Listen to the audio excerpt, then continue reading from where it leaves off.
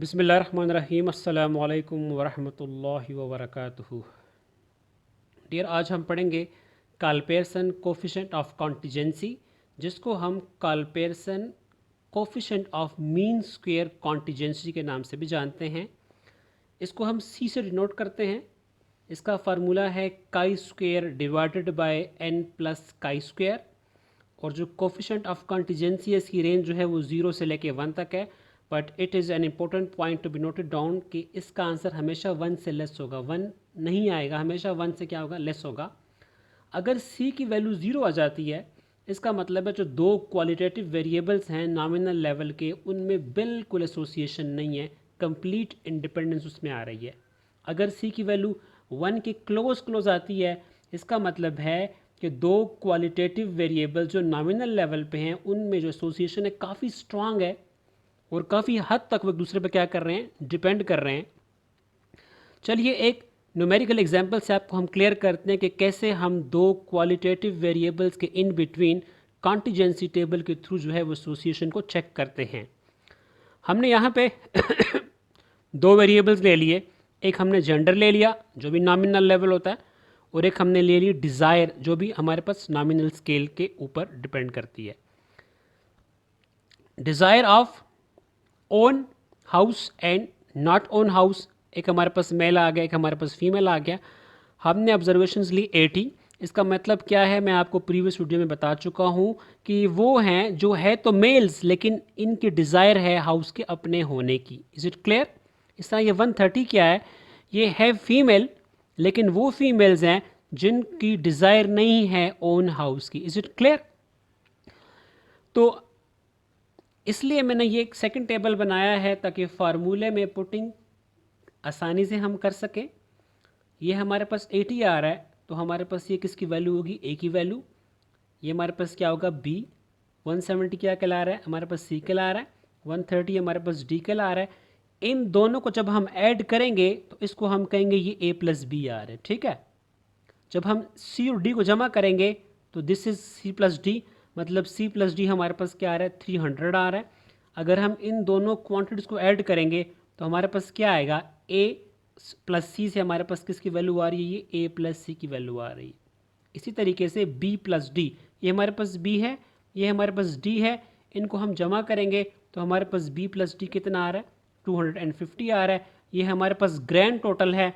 It means ये बराबर है A plus B plus C plus D, जिसको हम एन भी कह सकते हैं। Is it clear? चलिए डियर्स, ए हमारे पास 80 आया, बी हमारे पास 120, C is equal to 170, D is equal to 130।